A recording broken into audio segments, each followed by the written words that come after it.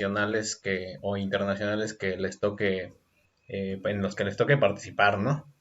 Y bueno, ahora sí, empezamos la transmisión en Twitch. Bienvenidos a todos nuestros seguidores de Twitch.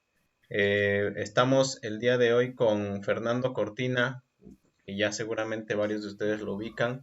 Nos va a dar una ponencia acerca del reglamento y de reglas esenciales básicas que todo jugador que pretenda competir en torneos oficiales debe conocer. Y bueno, los que no hayan asistido, pues es importante que pues tengan una guía, mejor que una guía pues viniendo de un experto en la materia, ¿no? Y bueno, los dejo con Fernando Cortina Montes. Gracias, Fer, por tu participación. Gracias a ustedes. Hola a todos.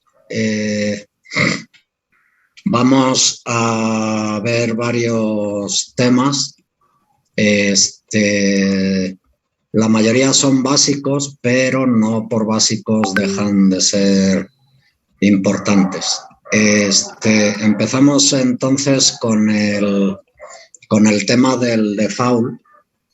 Y en el tema del default, como en muchos otros, es muy importante que lean la convocatoria completa antes de inscribirse y, por lo tanto, luego de llegar a la primera ronda de un torneo. Porque hay mucha costumbre, lamentablemente hay mucha costumbre, de en la convocatoria ver nada más cuánto me cuesta la inscripción y cuál es el cuadro de premios. Y de lo demás me olvido. Si me gusta la relación inscripción-premios, me inscribo y ya no leí más. Y eso implica, por ejemplo, para el tema del default, que ni siquiera leí si está contemplado sí o no en la convocatoria. Hay convocatorias que de repente, por cualquier motivo, no ponen nada acerca del default. Y es que resulta que en ese caso de que la convocatoria no ponga nada acerca del default, por reglamento, el tiempo de default es 0, es tolerancia 0. Lo cual implica que si se encuentran un árbitro estricto, para mí exageradamente estricto, pero los hay, les puede dar la partida perdida aunque estén llegando corriendo. Cuando él acaba de cantar inicio de ronda, ya incluso atravesaron la puerta entrando a la sala de juego, pero como no están sentados ante su tablero cuando el árbitro ha cantado el default, o aunque no lo cante, les puede dar la partida perdida. O sea, cuidadito, porque el artículo 671 de las leyes del ajedrez dice literalmente, fíjense, las bases del torneo deberán especificar por adelantado un tiempo de incomparecencia, es lo que coloquialmente llamamos default a la incomparecencia. Y con las bases del torneo se refiere a convocatoria, anexo técnico, lo llamemos como lo llamemos, podemos entenderlo como convocatoria. Se sigue el artículo. Si no se especifica en las bases del torneo, el tiempo de espera es 0. Cualquier jugador que se presente ante el tablero después del tiempo de incomparecencia perderá la partida. Ojo, menos mal que el propio reglamento sí es flexible. Distinto es que se encuentren ustedes con algún árbitro inflexible. Porque esta frase termina a menos que el árbitro decida otra cosa. Entonces ahí, con lo que se la juegan ustedes como jugadores, nos la jugamos todos como jugadores a la flexibilidad o inflexibilidad del árbitro con el que nos encontremos en ese torneo. Buena gana. Si antes hemos leído la convocatoria y en cualquiera de dos escenarios que la convocatoria no diga nada acerca del default, o bien que la convocatoria diga explícitamente que hay tolerancia cero, pues abusados. De por sí es muy sano llegar mínimo 5 minutos antes del inicio de ronda a todas las rondas, a cualquier ronda y a cualquier torneo. Pero con mucha más razón en estos casos de que la convocatoria ponga que es tolerancia cero, o bien de que se les haya olvidado en la convocatoria. A veces es por olvido, a veces es por otras razones, pero hay convocatorias en donde no se especifica nada relativo al default o incomparecencia.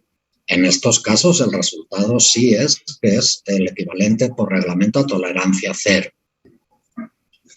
Menos mal que lo habitual es que no sea así, que no aplique la tolerancia cero.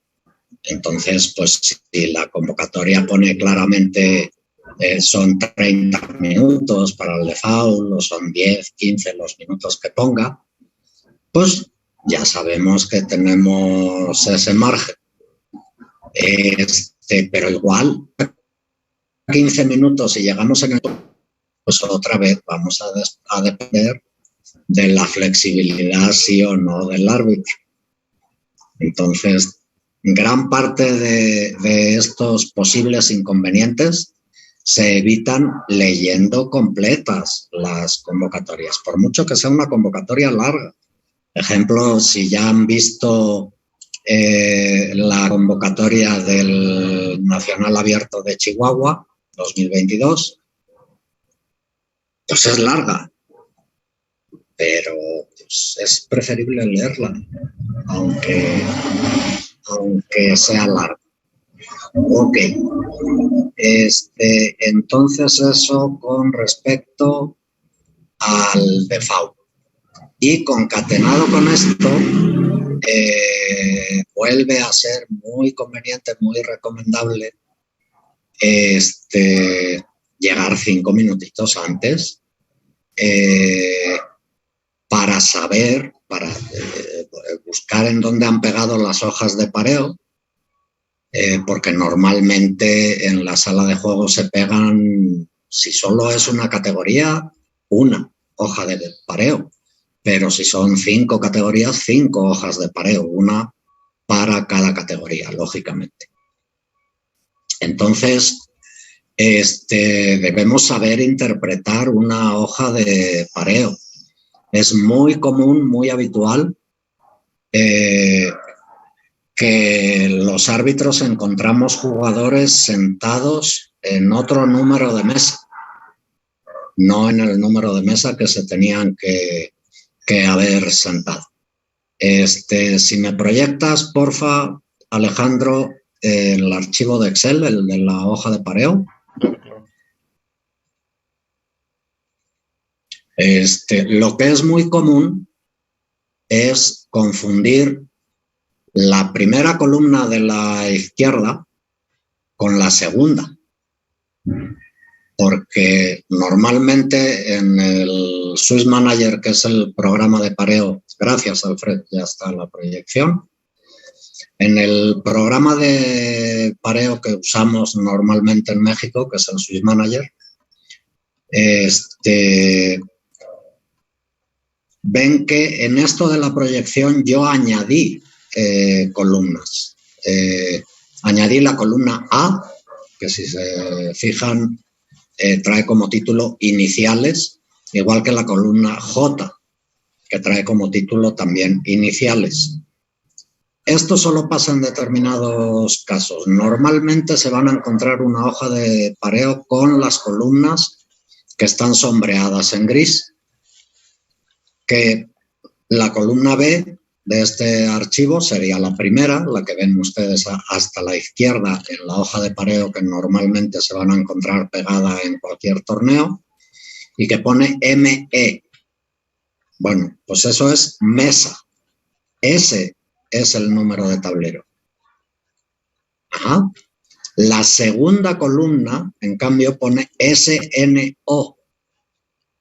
El SNO es Start Number, es número de emparejamiento. Si Contreras, Zúñiga, Julisa se me sienta en el tablero 11, porque ve en la segunda columna el número 11, pues ya se me equivocó. Ya está mal sentada en el tablero 11. Tiene que estar en el tablero 1. Y su número de pareo es el número 11. Ajá. Y aparece también el número de pareo de su rival. Flores Elizondo Juan Pablo es el número de pareo 1. Que aquí hay otro detalle importante.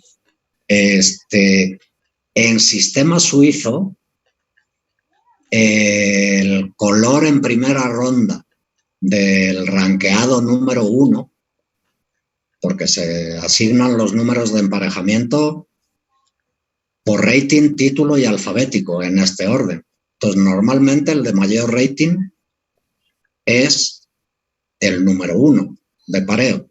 Bueno, pues no necesariamente tiene que ir con blancas, a pesar de que había mucha costumbre en México y en muchos otros países de asignarle blancas al número 1, no. El sistema suizo dice que hay que sortear el color del número 1 en primera ronda. Y en este caso se sorteó y le tocó negras. Por eso es que el número 1 de pareo va a jugar con negras la primera ronda, Flores Elizondo con negras contra Contreras, Zúñiga, Julisa con blancas. Esta es la correcta y fácil. Claro, si nos lo han explicado, es fácil interpretar correctamente una hoja de pareo.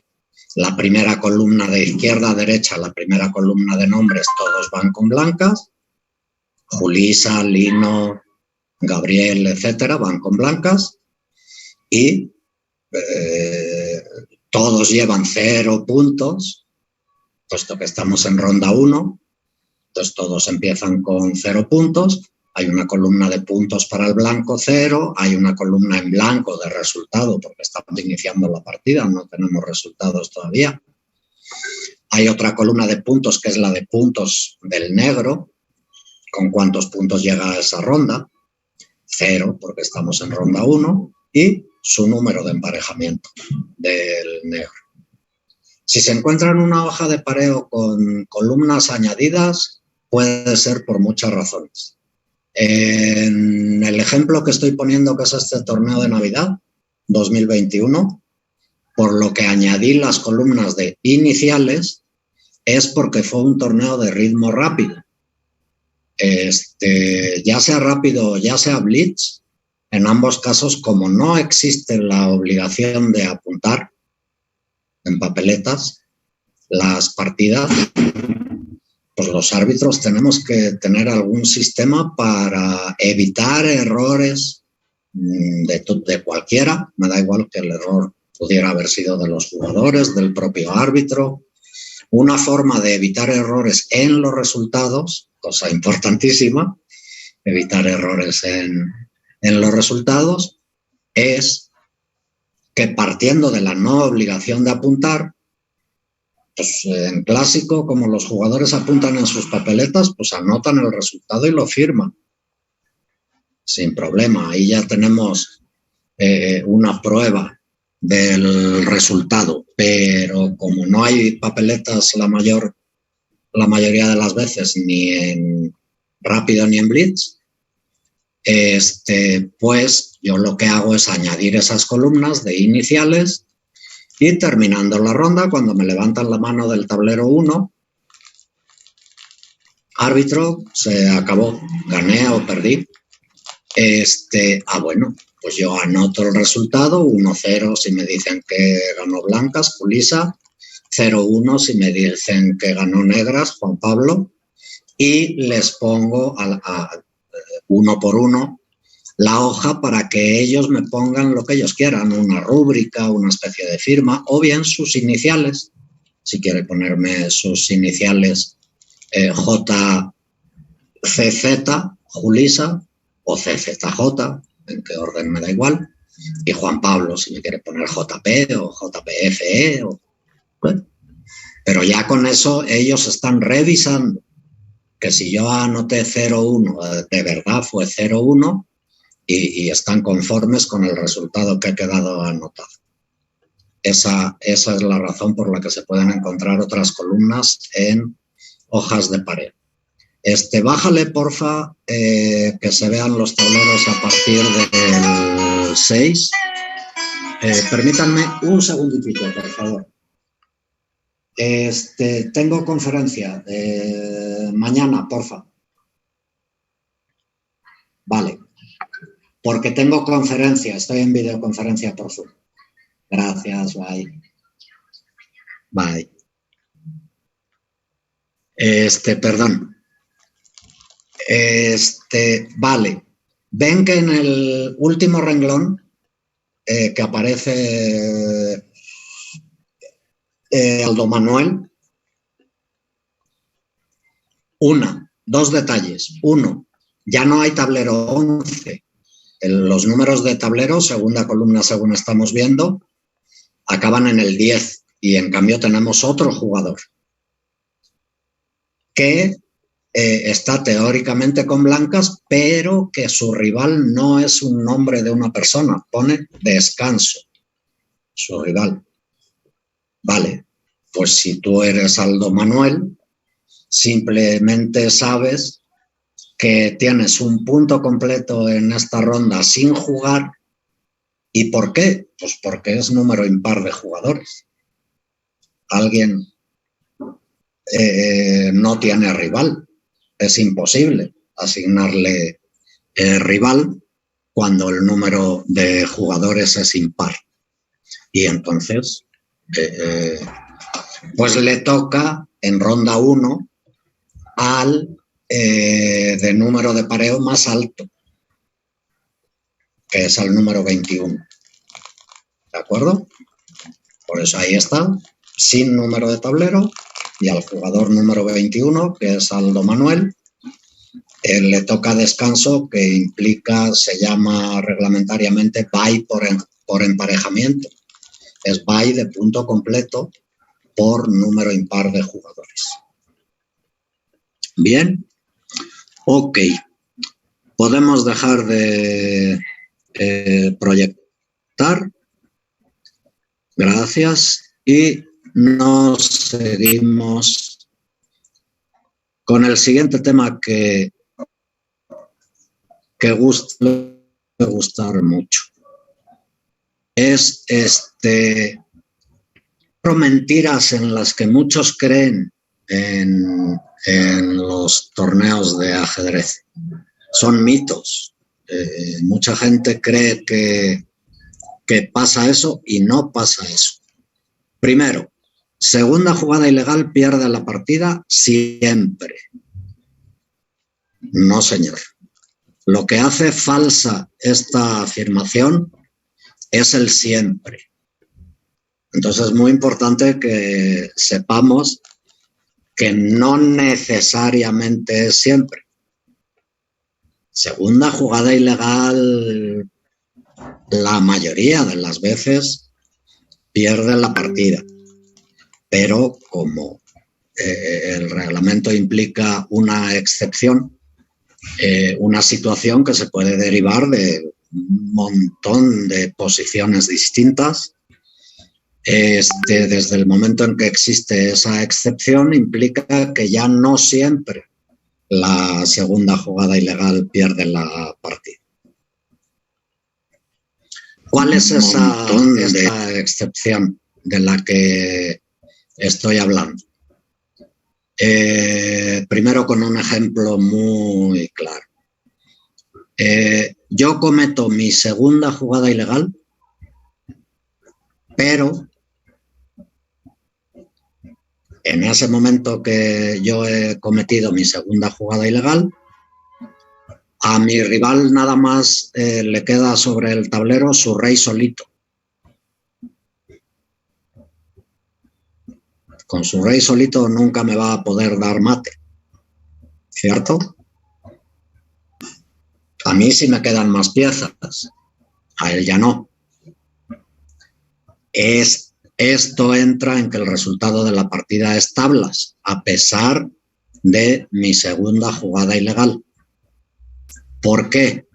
Porque precisamente lo que el reglamento dice es: segunda jugada ilegal, pierde la partida, excepto si el jugador al que le ha quedado tiempo en su reloj no tiene ninguna secuencia posible de jugadas legales que le permitan llegar a un mate. Como con el rey solito cumple esa condición, mi rival no puede darme mate por ninguna secuencia posible de jugadas legales. Con su rey solito es imposible que tenga alguna posible secuencia de jugadas legales posibles que le permitan llegar a un mate. Entonces vamos a resumir en esta plática, vamos a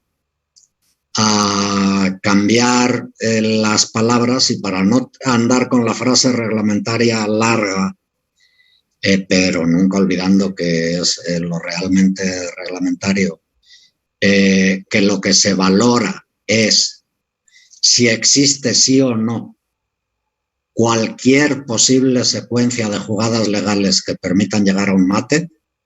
A esto lo podemos abreviar en, entre comillas, potencialidad de mate. Yo hago mi segunda jugada ilegal. Si mi rival sí tiene potencialidad de mate, el resultado es yo perdí, él ganó. Pero si mi rival no tiene potencialidad de mate, como en el ejemplo extremo de que tiene su rey solito sobre el tablero, pues entonces el resultado no es que yo perdí y él ganó, el resultado es tablas. Y el árbitro está obligado, ante segunda jugada ilegal, a mirar la posición para comprobar si sí existe, sí o no existe potencialidad de mate.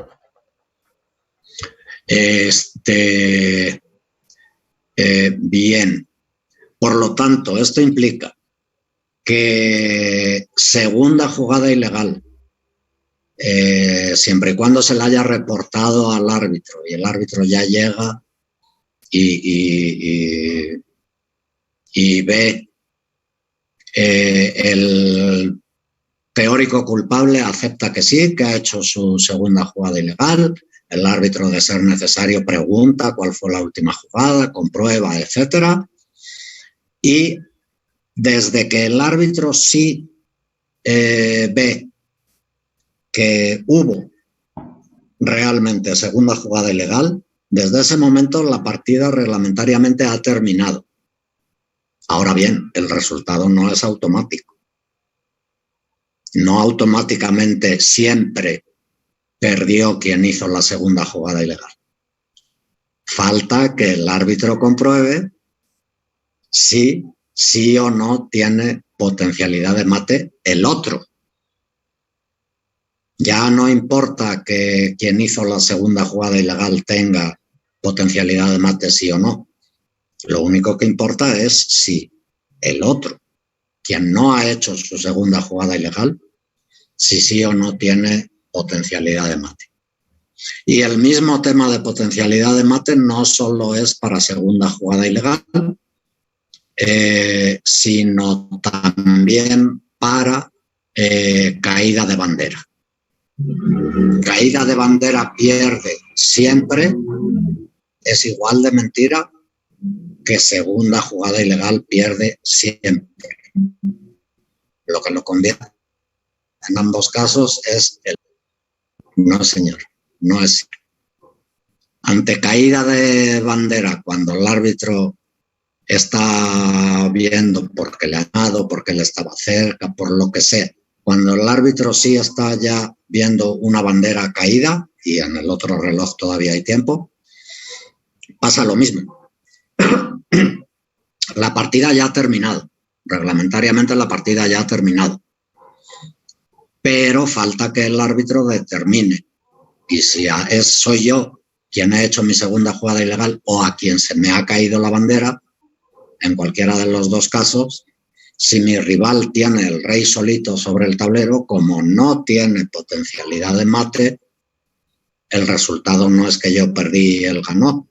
El resultado correcto, reglamentario, son tablas. Bien.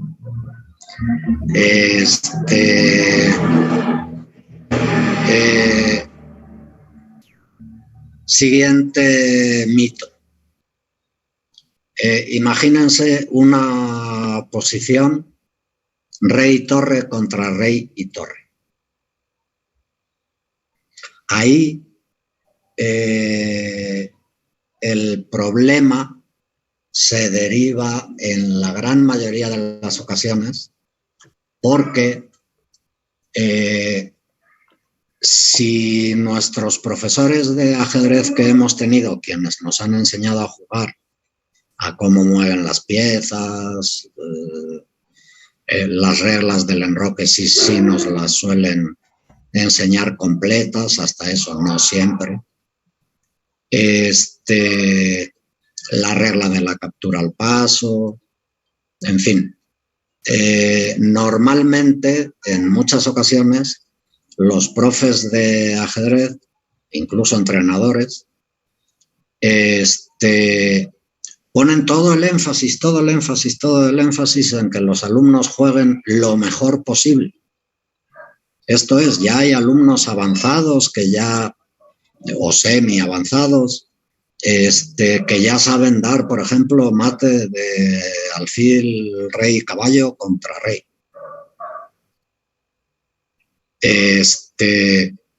Pero en cambio, eso les provoca que sus profes les han dicho rey contra torre, contra rey, contra torre, y hay muchos más ejemplos, les estoy poniendo un ejemplo sencillito.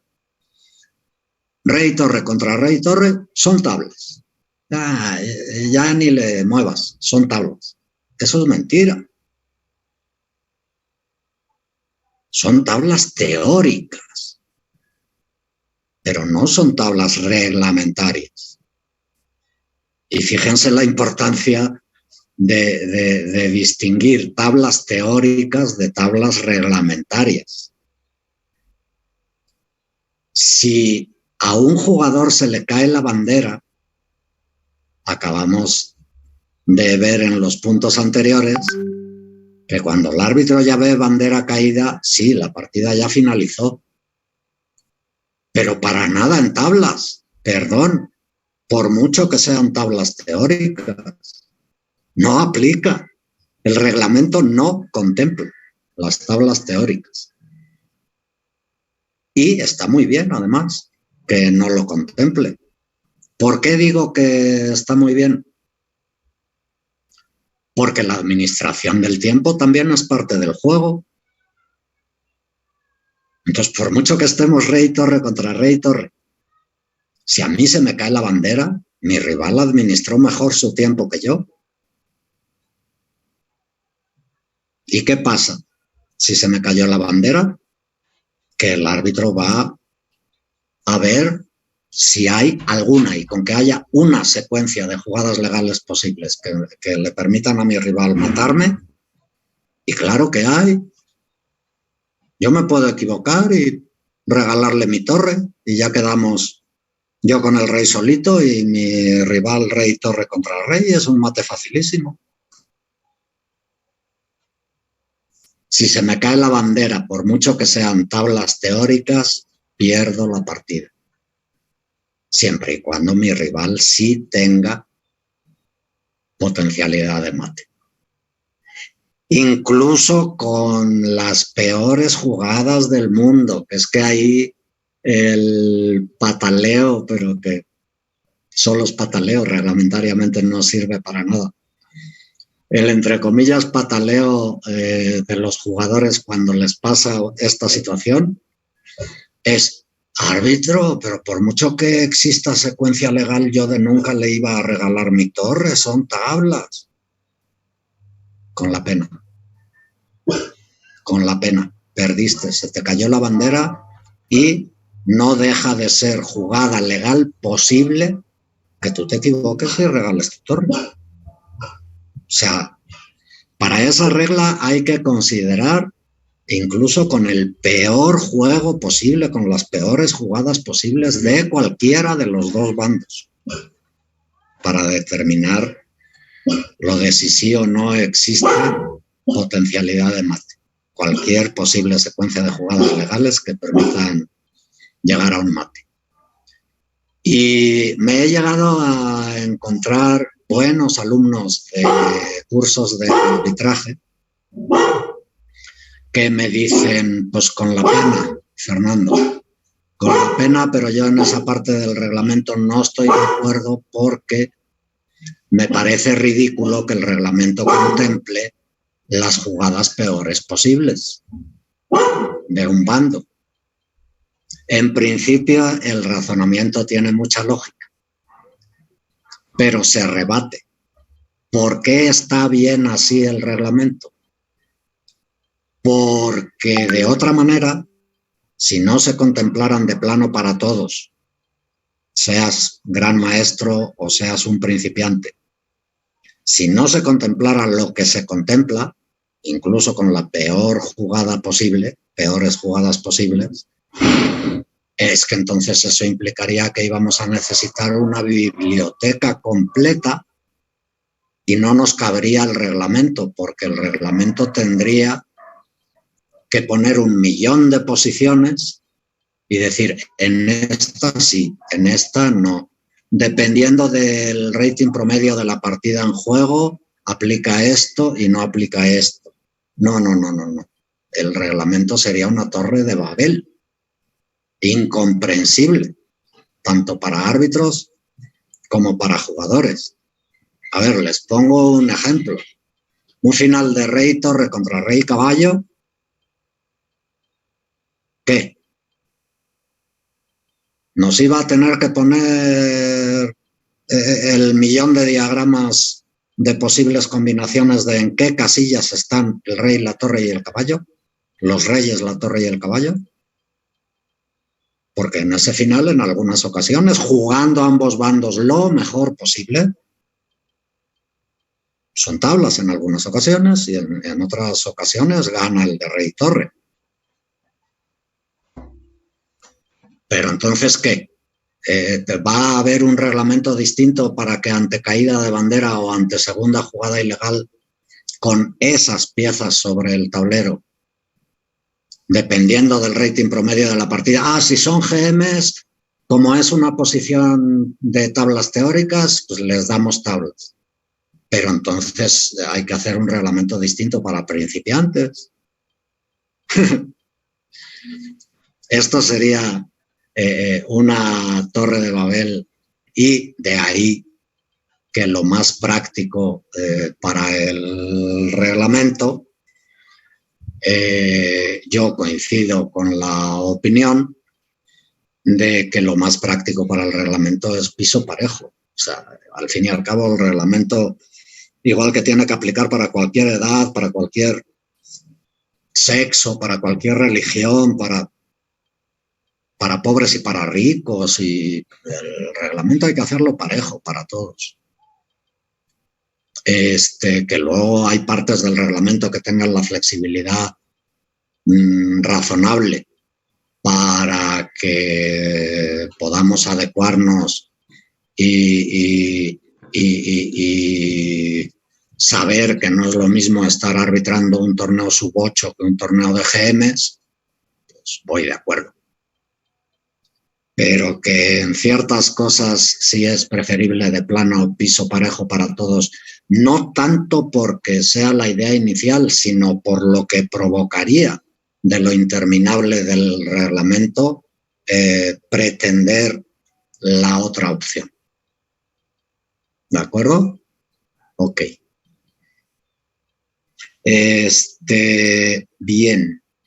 Y otro mito muy normal en los torneos. Ya llega la hora que sacamos los árbitros la clasificación. Hay una columna en un torneo de 5 rondas, pues han llegado el primero con 5 puntos, el segundo con 5 puntos, el tercero con 4,5 y ya los que sigan, pues cada uno con los puntos, que son sus puntos de las partidas. O sea, ganaste todas las rondas, tienes 5 puntos.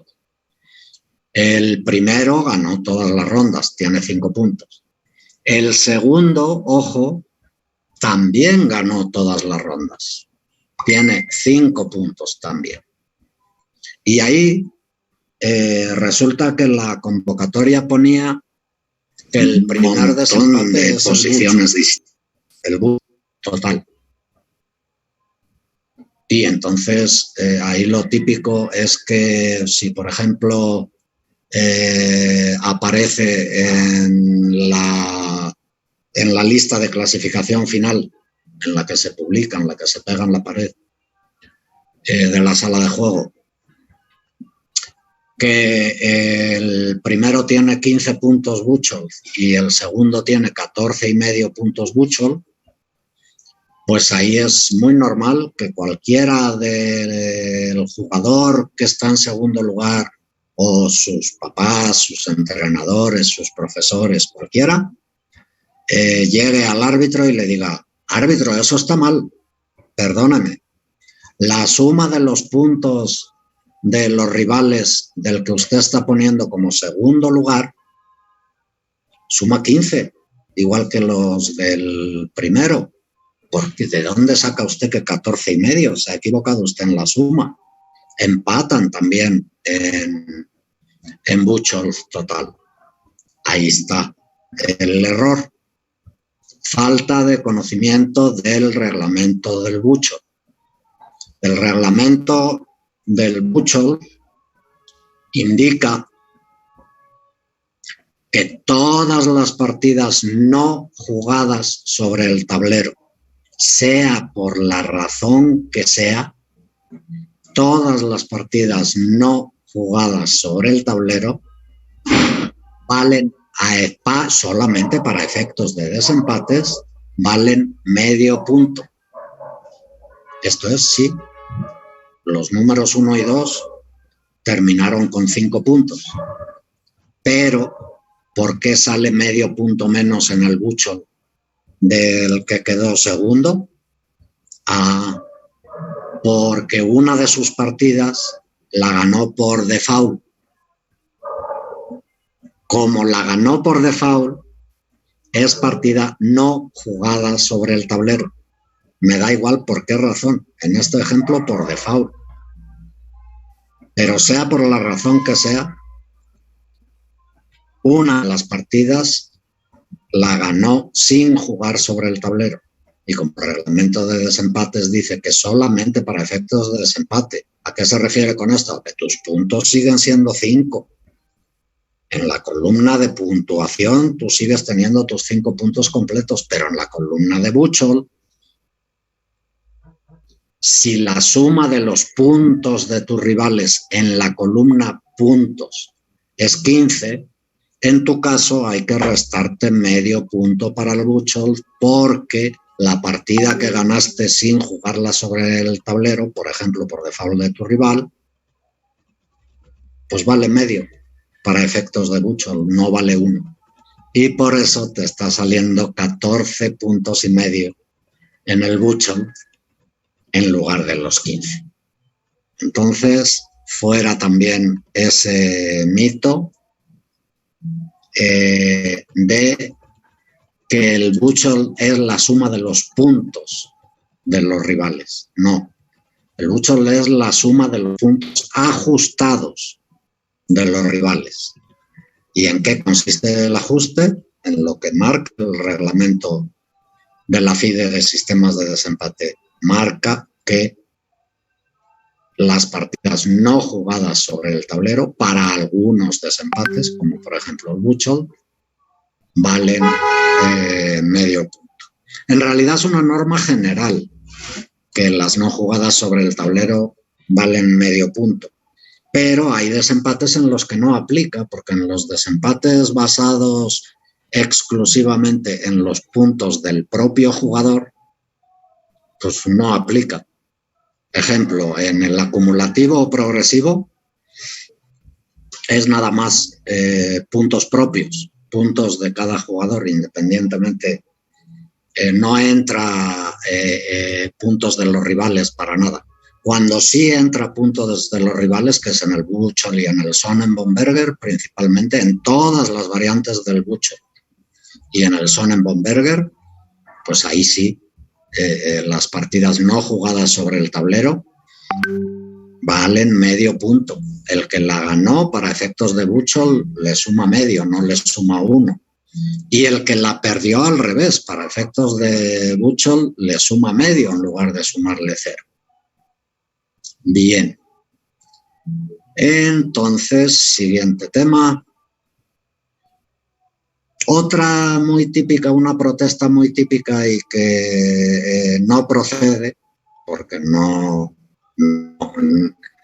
también parte de desconocimiento del reglamento, es: árbitro, me está poniendo a repetir color por tercera ronda seguida. Ok. Los hay que protestan incluso desde que repiten por primera vez. Esto es, en ronda 2 te tocó negras y en ronda 3 te vuelve a tocar negras, y sin necesidad de esperar a la ronda 4, ya desde ronda 3, árbitro, no puede ser, está mal el pareo, no debo repetir negras. Perdón, sí, puedes reglamentariamente repetir negras, y no solo en 2 rondas seguidas. En 2 rondas seguidas pasa muchas veces. Y no es tema de esta ocasión explicarles muy ampliamente por qué, simplemente la idea general. Si para que un jugador no repita color sale un pareo peor, también parte de desconocimiento de o de la mayoría de los demás jugadores, pues ese jugador repite color. Los pareos tienen muchas reglas. El pareo de la primera ronda es muy fácil, pero ya el pareo de rondas 5, 6, 7, 8, hay torneos de 13, 14, 15 rondas. Cuanto más avanzada es la ronda, más cosas hay que tener en cuenta. Se parte de grupos de puntuación. ¿Cuántos han llegado con 2 puntos a la ronda 3? Bueno, pues teóricamente todos los que han llegado con 2 puntos a la ronda 3, teóricamente se tienen que enfrentar entre ellos y además alternar color, no repetir color con respecto a la ronda 2. Pero claro, es que si en ronda 2 les tocó a esos 4, supongamos 4 empatados con 2 puntos, los demás ya llevan 1,5 menos. Y si los 4 empatados con 2 puntos jugaron con blancas en ronda 2, pues no hay forma de ponerlos a jugar entre ellos, salvo que van a tener que repetir color, alguno, o los 2, o 2 de los 4. ¿Vale? Entonces, sin entrar en muchas profundidades de en qué orden hay que ir haciendo las excepciones a las reglas generales en el reglamento de emparejamiento para sistema suizo, pues que sepamos que sí se puede repetir color consecutivo en 2 rondas, y que incluso ahí sí, con muchas más condiciones, Se puede repetir incluso consecutivamente en 3 rondas seguidas. Color se puede repetir por tercera vez. Ojo, aquí sí, si les pasa que les toque por tercera vez negras, pero si son blancas me da igual, incluye a ambos repetir color por tercera vez, sea el color que sea. Si les pasa, ahí sí partan de una idea inicial. Si me está pasando en la última ronda del torneo, sí puede ser legal el pareo, casi seguro sí es legal el pareo. En cambio, si me pasa en una ronda que no es la última, ahí sí casi seguro es incorrecto el pareo, ahí sí pregúntenle al árbitro, más que reclamarle, pregúntenle. Y seguramente el árbitro va a cambiar el pareo.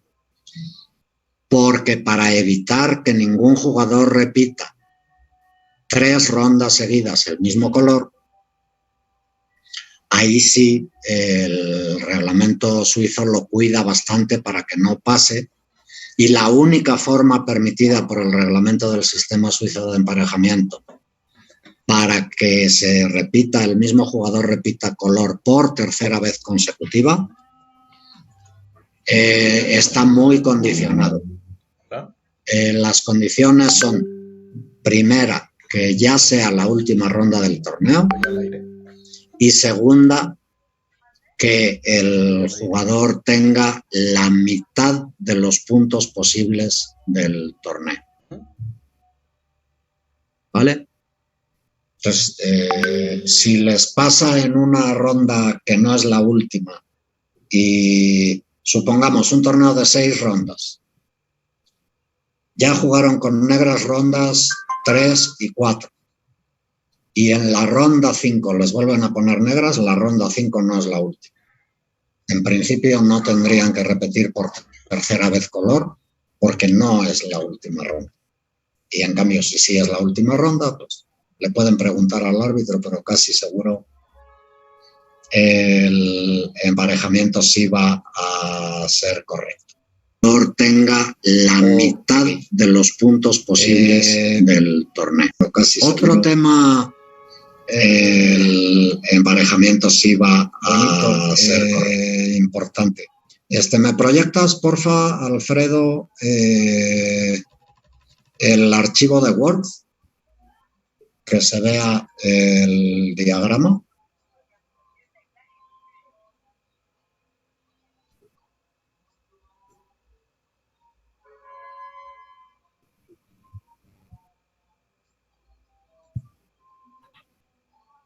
Ok, perfecto. Bien. Ven que abajo hay una pregunta. Se cae la bandera del blanco siendo su turno. O sea, le toca mover al blanco. ¿Resultado? Ok. Recuerden cuál es la regla. Como se le ha caído la bandera al blanco, se le ha terminado el tiempo,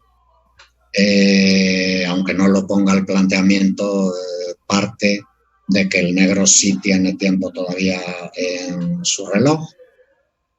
Al blanco se le cae la bandera, estando esa posición sobre el tablero. Por lo tanto, según lo que hemos dicho, como el árbitro ya lo está viendo, lo de la caída de bandera, el árbitro tiene que decretar el resultado.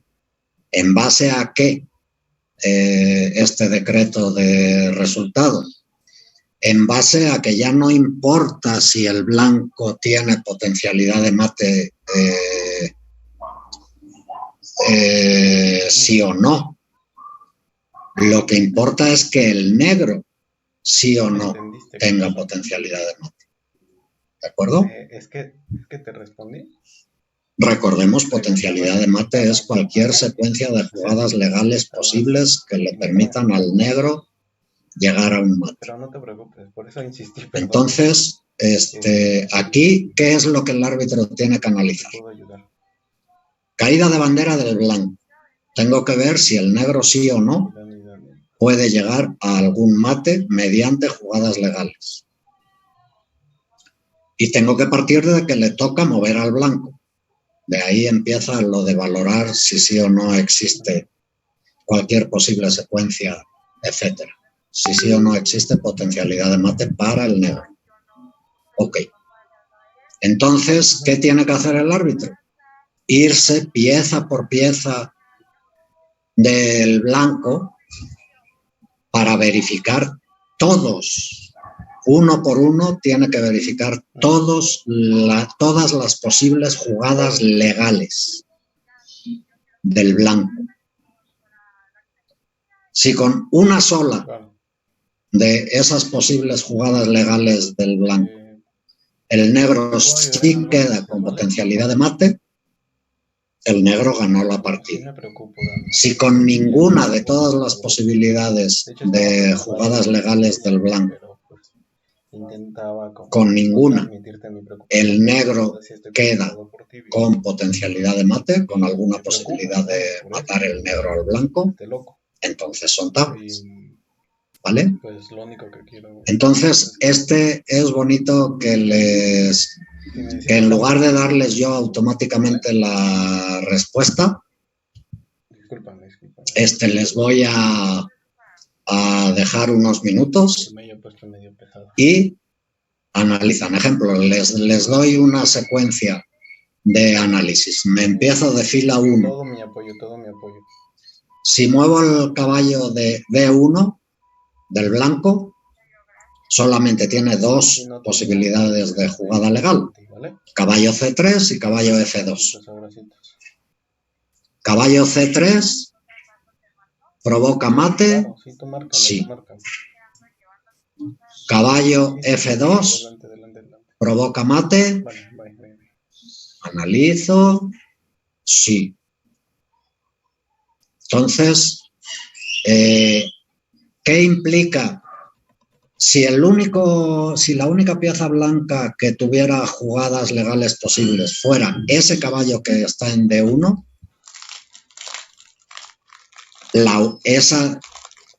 cualquiera de las dos jugadas provocaría que quien recibe mate es el negro.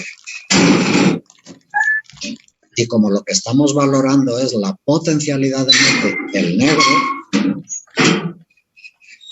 pues si es el negro quien recibe mate, eso demuestra que el negro no tiene potencialidad de mate. ¿Me explico? Pero hay que irse jugada por jugada. Ya analicé posibles jugadas legales del caballo que está en D1. Pues así se siguen. El caballo que está en F1 tiene dos jugadas legales posibles. A D2, que sí provoca mate, y a G3, que sí provoca mate. Si las únicas dos piezas blancas que tuvieran jugadas legales posibles fueran los dos caballos, la partida sería tablas, porque terminaría necesariamente, las únicas secuencias de jugadas legales terminarían en mate del blanco, lo cual implica que el negro no tendría potencialidad de mate. ¿De acuerdo? Fila 2. Ninguno de los peones blancos de fila 2 tiene jugada legal posible. Fila 3. De los negros ni me importan porque le toca jugar al blanco. Y el peón blanco de fila 3 tampoco tiene jugada legal posible. Les dejo unos minutos, sigan analizando jugadas legales posibles del blanco. Fila 4 no tienen tampoco jugada legal posible, pero váyanse a filas 6, 7 y 8 y me escriben por el chat, o ahorita que regrese me dicen de palabra cuál creen que es el resultado correcto que el árbitro debe decretar. Regreso en unos 3, 4 minutos. Gracias, Fer, gracias. Pues a ver, ¿quién quiere participar?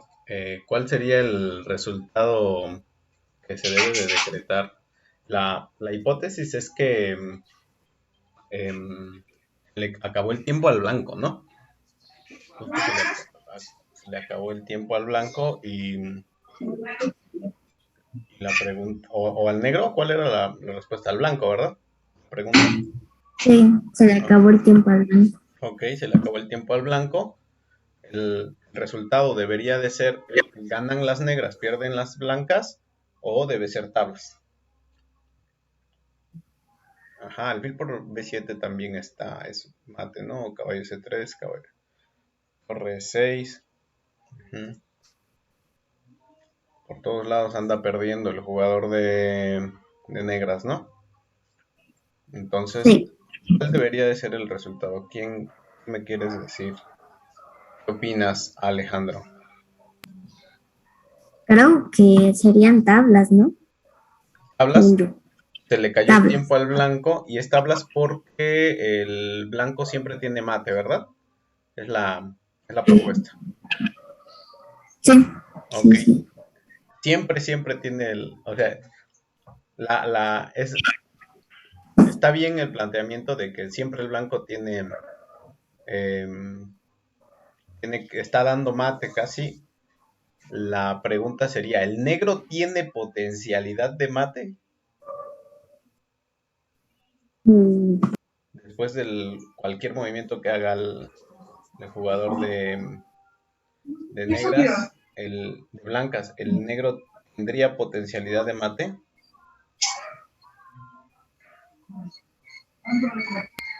creo que no. Ok, la propuesta es que no. Entonces, digamos, son tablas, dices, ¿no? Sí, Tablas sí, sí, de sí. Alejandro. A ver, alguien que nos quiera compartir su opinión en Facebook o en Twitch. A ver si nos pasan la propuesta del Twitch, los compañeros que están checando ahí la transmisión. Vamos a ver qué opinan los demás. Es una posición excepcional, ¿no? Porque estamos viendo dos alfiles de casillas blancas y demás, ¿no? Una posición muy extraña para los caballos, etcétera. Pero pues vamos, es una posición excepcional que sirve precisamente para la reflexión de este tipo de situaciones reglamentarias, arbitrales que pueden llegar a suceder. Es un caso extremo que nos ayuda pues a valorar si realmente una posición debería o no ser tablas. A ver si en Twitch alguien quiere comentar o a ver si alguien ya comentó. Um,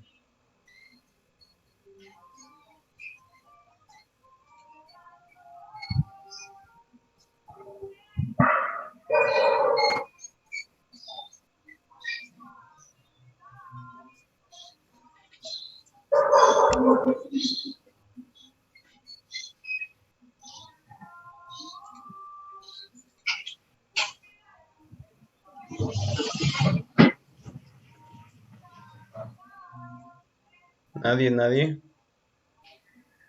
Canal Cordero es empate, dice, ¿verdad? Es empate también, vale. Ganan blancas, dice Juliet. Ganan negras, después se arrepintió Julio.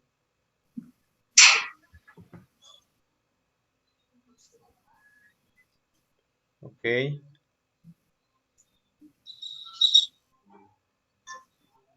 Empate, dice Canal Cordeiro.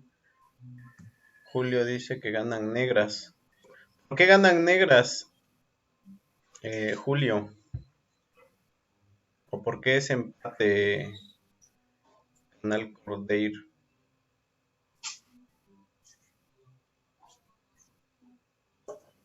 El otro se le acabó el tiempo y el otro tiene mate en una, ¿no? Ok. Vamos a ver Ok, si Fernando nos da otra opinión. Gracias, Fer. Aquí ya hay varias propuestas de tablas. Solo hay una propuesta que dice que ganan negras, ¿no? ok. Este, eh, hay dos, en el resultado nada más hay dos opciones, puesto que partimos de caída de bandera del blanco. Entonces ya el blanco no puede ganar. Ya se le cayó su bandera y tiene dos opciones de resultado. Medio punto si es que hay que decretar tablas, o el punto completo para el negro si es que el negro sí tiene potencialidad de mate. Con lo cual,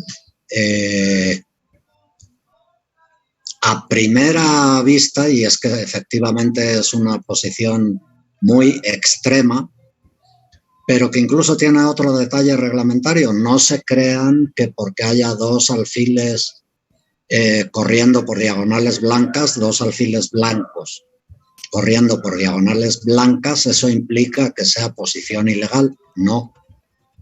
Puesto que no están los 8 peones blancos sobre el tablero, uno de los peones blancos ha podido promocionar en alfil que también corre por diagonales blancas y por lo tanto no implica posición ilegal.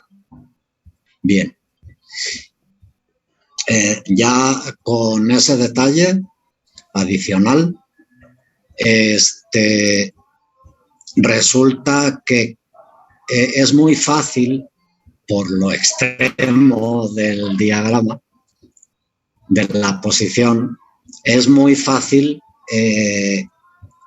pensar que son tablas, porque tal parece que cualquier jugada legal del blanco, de todas formas, provoca que quien da mate es el blanco.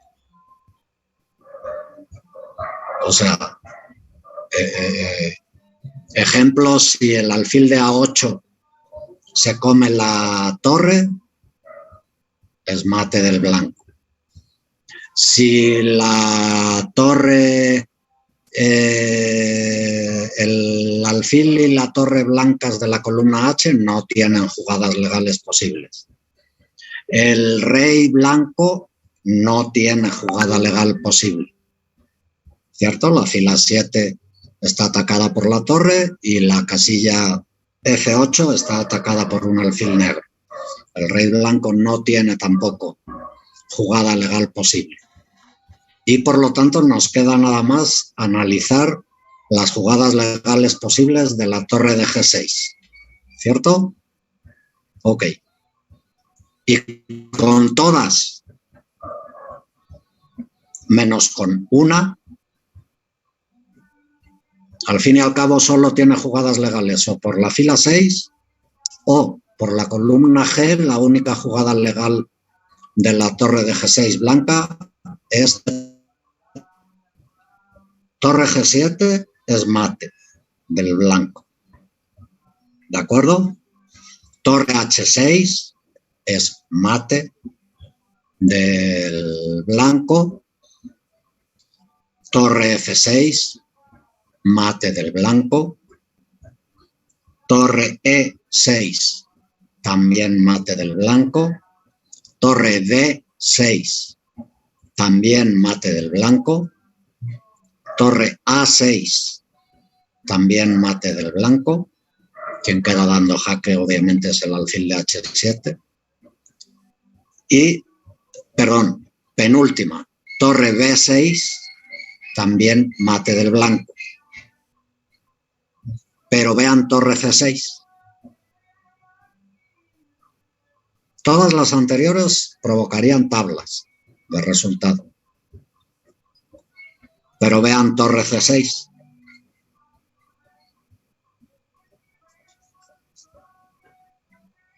Torre C6 hay una gran diferencia. Tapa la diagonal de su propio alfil de A8. Entonces, torre C6 es jaque. El jaque lo da el alfil de H7. Pero es que tras torre C6, la torre negra de B7 se come al alfil de H7. Es jugada legal. El rey negro deja de estar en jaque. Y eso implica que a partir de esta nueva posición, después de la jugada, entre comillas, 1, jugada 1 desde la posición del diagrama, la jugada 1 con sus dos medias jugadas, media del blanco y media del negro, entre comillas. Hemos dicho que es torre C6, 1 del blanco, y torre por H7, 1 del negro. Ahí, claro, el blanco tiene un montón de opciones de jugadas legales posibles, pero en este montón de opciones es donde tenemos que considerar no solo que haga las mejores, tenemos que considerar todas las jugadas legales posibles del blanco. Y entonces, tras torre C6 y torre por H7, ¿qué tal que en lugar de buscar un jaque a la descubierta quitando el blanco de nuevo la torre de C6, pues qué tal que empieza, por ejemplo, por comerse la torre de H7 con su rey? Bueno, pues es que a partir de ahí, si sigue jugando mal el blanco, claro que el negro va a tener potencialidad de mate. Por lo tanto, el negro sí tiene potencialidad de mate. Y por lo tanto el resultado es 0-1. Ganó negras. ¿Vale? Esta es la forma correcta, claro. Normalmente para los árbitros es muy raro que nos encontremos con un diagrama tan complicado, con una posición sobre un tablero que sea tan complicada como la de este diagrama, pero precisamente es para que ustedes como jugadores sí sepan analizarlo, porque qué tal que el árbitro con el que se encuentran no tiene mucho nivel de juego.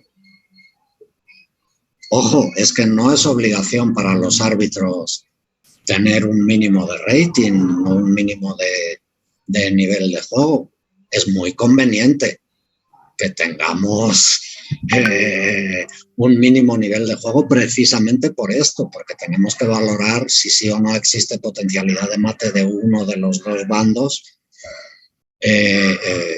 ante caída de bandera o ante segunda jugada ilegal del mismo jugador. Pero si se encuentran ustedes como jugadores con un árbitro que en esta posición o en cualquier otra posición que pase lo mismo, y si resulta que ustedes van con negras y el árbitro les dice son tablas, ojo, que ahí sí ganan ustedes la protesta. Ustedes le dicen perdón, árbitro. Torre C6, torre por H7 y yo con negras quedo con potencialidad de mate. Sí o sí. Y tan, y ganaron la partida. O sea, así de importante es para ustedes como jugadores conocer el reglamento. En lugar de, por no saberlo, quedarse conformes con que el árbitro dijo que son tablas y qué tal que el árbitro se está equivocando. Que el árbitro no alcanzó a ver cómo puede continuar después de torre C6. En este caso, por torre C6, gana el negro. ¿Vale? Ok. Y efectivamente es un caso muy extremo. Entonces, si hay dudas, por ahí como yo no estoy viendo Facebook y Twitch, Alfredo, por si a alguien de los que estén viendo por esos medios le queda alguna duda, la explicamos. Y en caso con...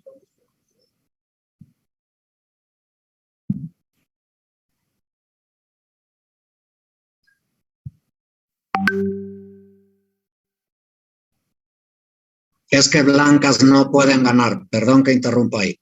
Blancas no pueden ganar, ese resultado está descartado. Los únicos dos resultados que podemos dar son tablas o que gana el negro, porque al blanco ya se le cayó la bandera.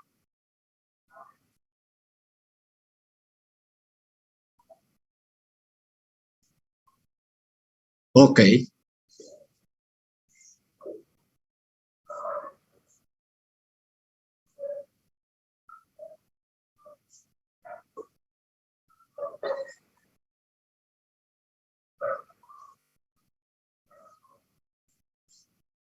Ujú.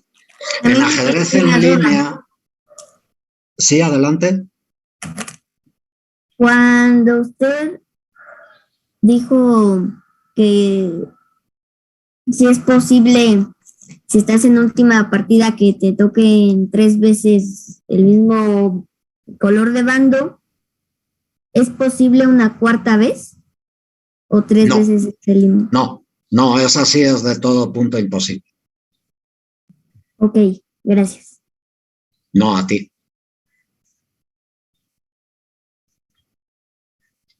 Ok, respecto a lo del ajedrez en línea, el reglamento, en teoría, aplica igual. Claro que hay un reglamento aparte del ajedrez en línea que contempla que sí esté permitido en ajedrez en línea hacer el pre-move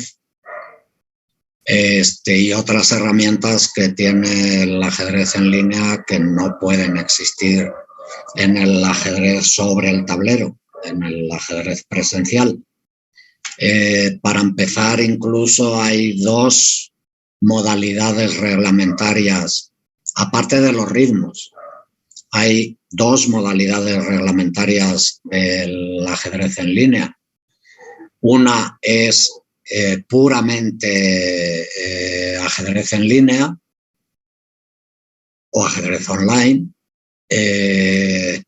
y la otra es la modalidad híbrida. El híbrido implica presencia de árbitros en cada una de las salas de juego. Y tienen pequeñas diferencias los reglamentos.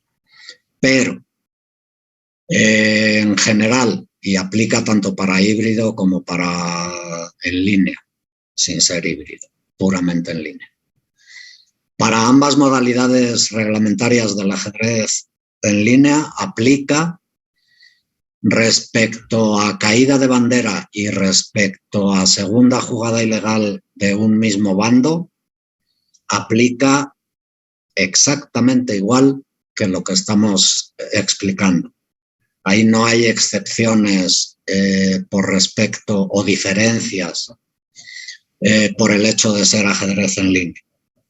Lo que complica el tema es que lo que no sé yo, y sí veo la posibilidad de error al respecto, es por motivos de programación de alguna plataforma, de alguna o algunas plataformas, que por no tener contemplada correctamente esta regla de que para decretar el resultado hay que verificar la potencialidad de mate, la existencia sí o no de potencialidad de mate del inocente, ya sea de a quien sí le quedó tiempo en el reloj o de quien no hizo su segunda jugada ilegal. Pues claro, aquí puede pasar que en una plataforma que no haya tenido el suficiente cuidado en su programación, pues que en este diagrama le dé la victoria al negro, pero eso no me daría la garantía de que la plataforma está bien programada conforme al reglamento. Tendría yo que meter en la plataforma una posición, por ejemplo, de rey y torre contra rey y torre, y que a uno se le caiga la bandera. En rey y torre contra rey y torre, si la plataforma está correctamente programada, perdió al que se le cayó la bandera. Porque quien quedó con tiempo tiene potencialidad de mate. Obviamente va a tener que ser con las peores jugadas posibles del rival, pero que existe la potencialidad de mate. Entonces aquí uno de los problemas o posibles problemas de las plataformas del ajedrez online es este, que habría que meterles ejemplos a las plataformas que nos permitan descubrir si realmente esa plataforma está aplicando el reglamento tal como lo debe de aplicar. ¿Hay por ahí alguna otra preguntilla, Alfredo? ¿O comentario?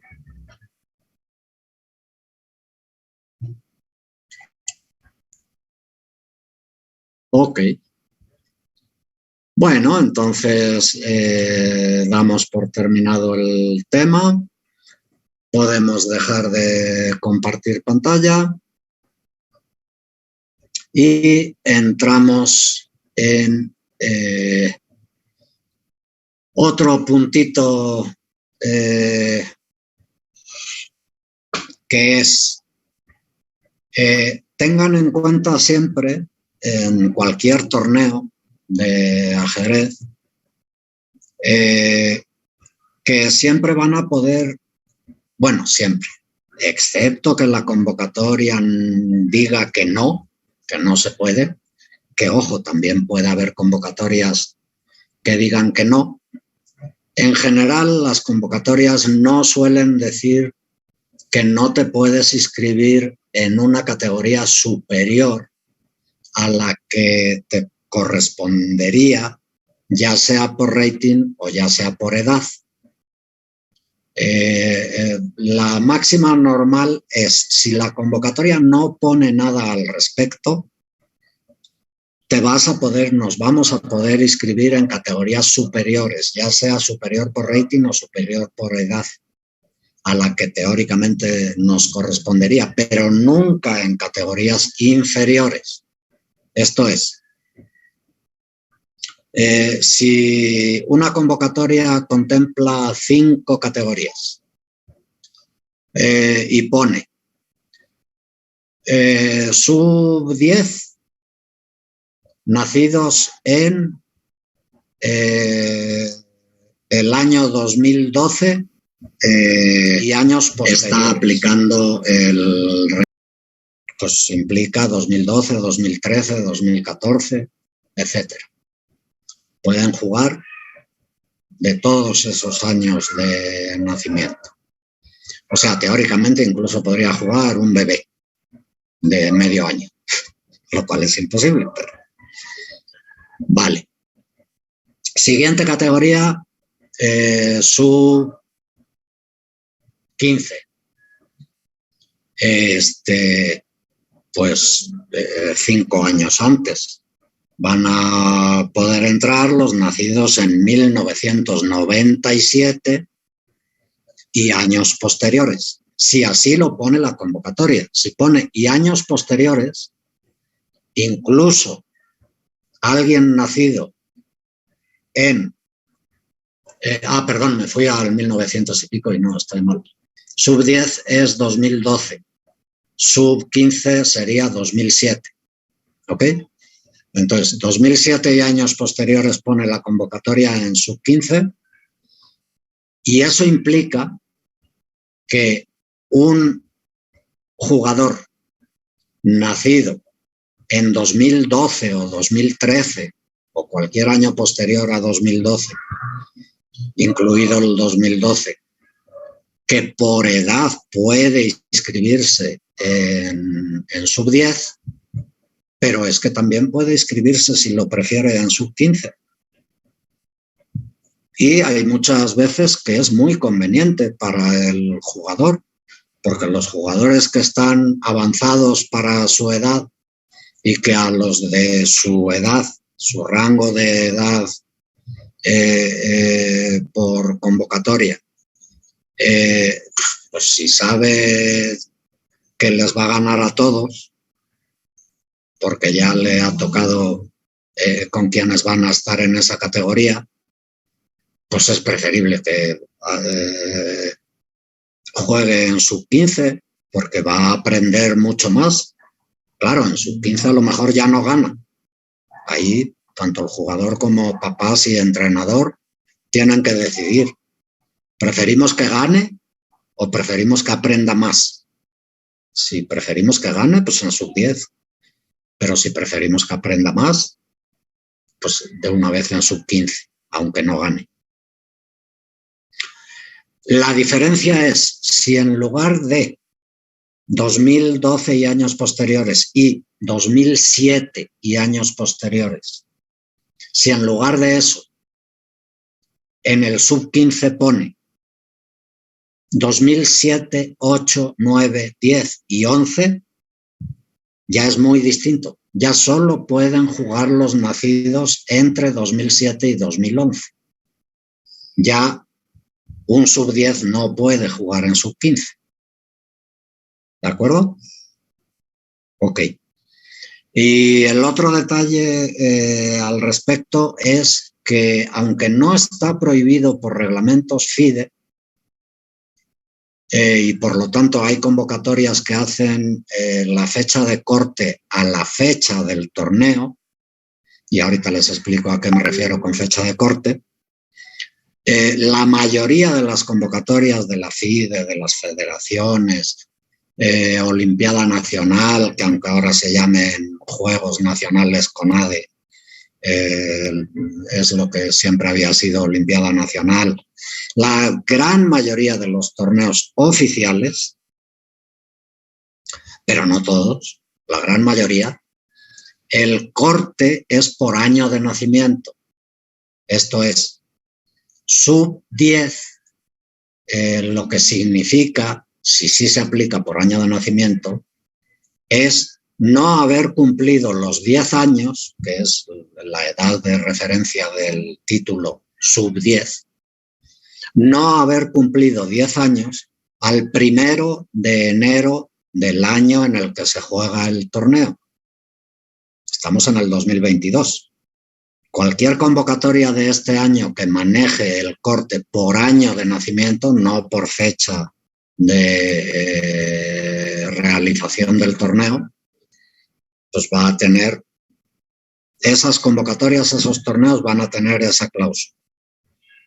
Que el año de nacimiento es, los años de nacimiento son desde el 2012, porque los que han nacido en 2012 van a cumplir 10 años, pero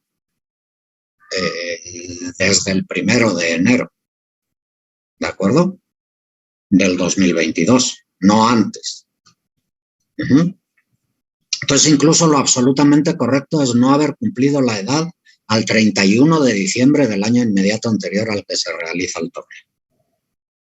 Porque si no, los que su cumpleaños fuera el 1 de enero se iban a quedar en el limbo, de a saber en cuál les correspondía. En cambio, si una convocatoria pone no tener cumplidos 10 años, pone sub-10, pero en lugar de los nacidos en 2012 y años posteriores, pone no tener cumplidos los 10 años a la fecha del torneo, entonces ahí el corte de fechas no va por años de nacimiento, va por la fecha del torneo. Si el torneo es el día 30 de enero, pues para ese torneo, porque así lo pone su convocatoria, es no tener cumplidos 10 años al día anterior, al inicio del torneo. Si el torneo inicia el 30 de enero, pues no tener 10 años cumplidos hasta el 29 de enero. Los organizadores son libres de elegir si los cortes van por años naturales, si los cortes de fechas van por años naturales o si lo quieren a la fecha de su torneo. A mí me parece mucho más sano que vaya por años de nacimiento, pero no está prohibido lo otro y es opinable. Hay gente que le parece mejor que el corte sea a la fecha de cada torneo. Ejemplo, en Nacionales CONADE desde hace muchos años y sigue pasando ahorita ya en la convocatoria publicada por CONADE, que aunque todavía no hay anexo técnico de ajedrez, al menos hasta ayer no lo había publicado, ya marca fechas para el ajedrez la convocatoria nacional, la general de CONADE para todos los deportes. ahí sigue siendo, y creo que seguirá siendo, por año de nacimiento. ¿Vale? Bien. Por último, precisamente con el ejemplo de las categorías para Olimpiadas, para nacionales CONADE, Olimpiadas ya es en coloquial, porque ya el nombre oficial es nacionales CONADE. Este año vamos a tener 3 categorías que implican 6 ramas, porque en Olimpiadas se juega por ramas femenil y varonil. Entonces, este año están marcadas nacidos en 2006 y 2007, es una categoría, la teórica sub-16, o la entre comillas sub-16. No tener 16 años cumplidos al día anterior al 1 de enero de 2022. Pero solo marca 2 años de nacimiento. No dice 2006 y años posteriores. Por lo tanto, los más pequeñitos, los que ya han nacido en 2008 y siguientes, ya no pueden, en Olimpiada no pueden entrar a sub-16 si por su año de nacimiento son sub-14. En la siguiente categoría, en Olimpiada 2022, es nacidos en 2008 y 2009. Y solo pueden jugar ahí los nacidos en esos 2 años. Ni que hayan nacido antes ni que hayan nacido después. Por supuestísimo, los que han nacido antes son mayores y no se puede jugar en categorías superiores a las marcadas. Pero en este caso tampoco en inferiores, porque solo lo limita a esos 2 años de nacimiento. Y en cambio, en la última categoría contemplada, última por el orden que yo me estoy yendo, no es primera ni última. La tercera categoría que está contemplada en Olimpiada 2022, ahí sí, en lugar de marcar nada más 2 años de nacimiento, marca nacidos en 2010 y años posteriores.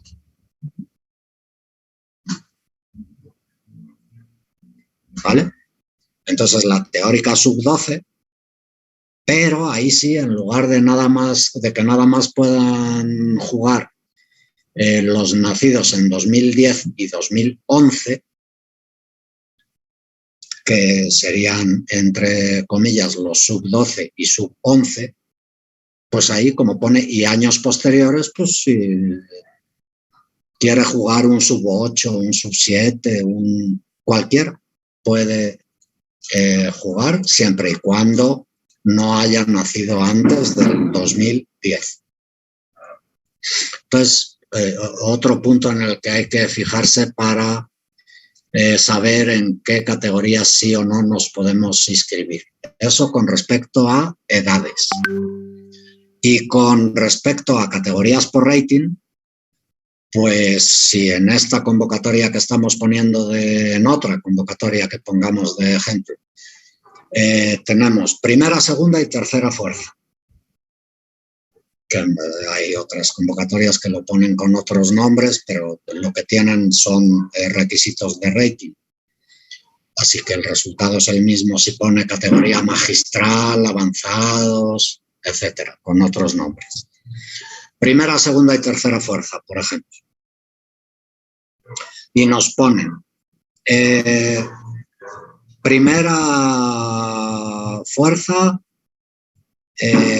abierta. Segunda fuerza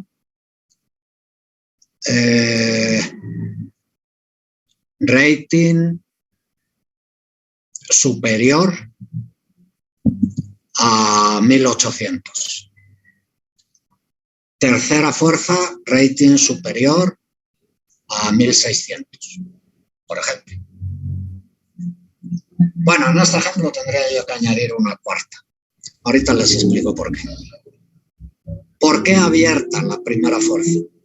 Porque en primera fuerza se pueden inscribir, si la convocatoria está redactada así, todo el mundo, con y sin rating. Puesto que partimos de lo habitual, que cualquier jugador suele poder inscribirse en categorías superiores a la que les corresponde. En este caso por rating. Lo de por edades ya lo hemos visto.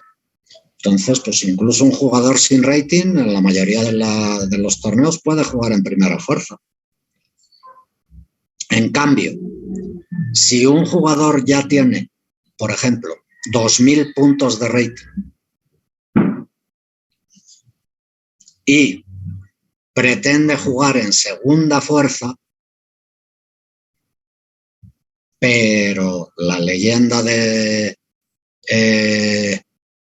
segunda fuerza pone que en segunda fuerza el corte es a los 1900 de rating, pone segunda fuerza, rating inferior a 1900. Pues un jugador de 2000 no puede jugar en segunda fuerza, porque la segunda fuerza es para rating inferior, no superior a 1900.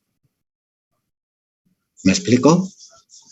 Entonces, eso es lo que implica que si en segunda fuerza pone rating inferior a 1900, los que tengan 1900 exactos y más, 2000, 1950, cualquier valor de rating igual o mayor a 1900, ya están obligados a jugar en primero.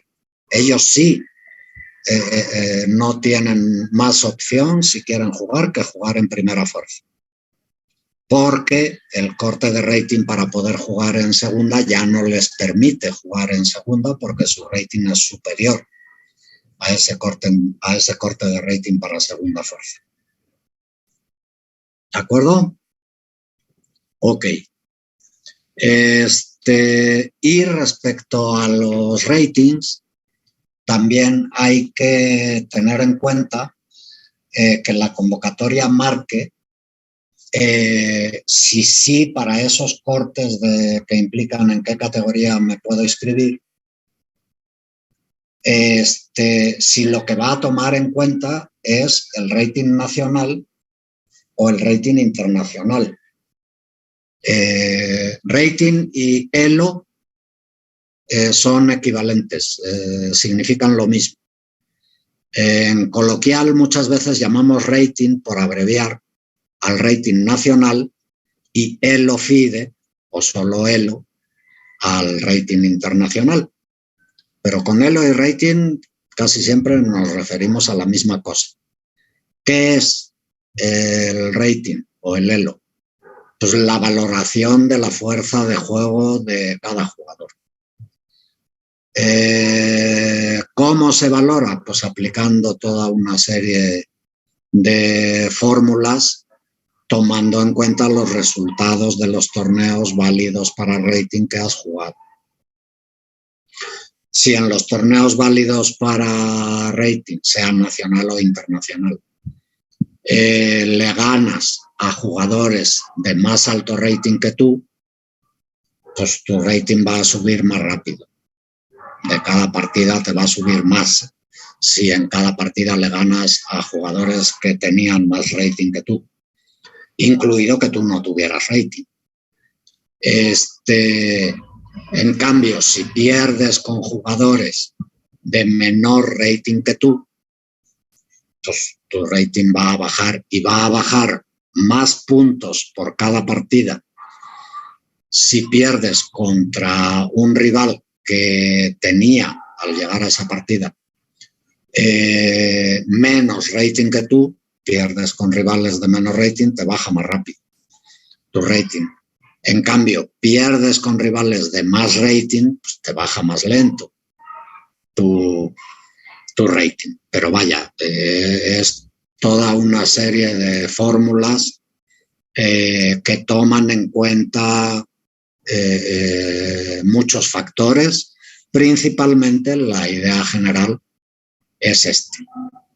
Y entonces, pues ojo con el detalle de que como hay jugadores que sí tienen rating nacional, pero no tienen el OFIDE, no tienen rating internacional, pues con lo que hay que verificar que muchas veces la convocatoria ni siquiera lo pone.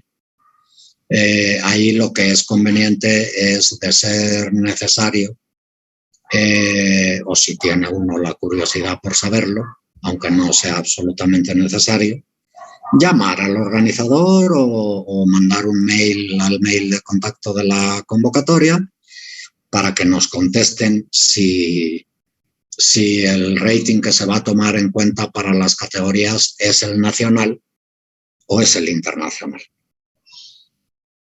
Ok. Híjole, y cómo me gusta que, por supuesto, sin tenerlo tan calculado, la indicación era que termináramos la exposición unos 10-15 minutos antes para dejar abierta la posibilidad de preguntas, dudas. Y son las 3:47 y acabo de terminar con el último tema que tenía preparado. Así que muchas gracias a todos por su atención, tanto en Zoom como en los otros canales en donde se está transmitiendo, creo que Twitch y Facebook. Y dejamos estos 10-12 minutitos que quedan para posibles comentarios, dudas, preguntas, lo que gusten. Salgo de cuadro un momentito, pero estoy en la exposición.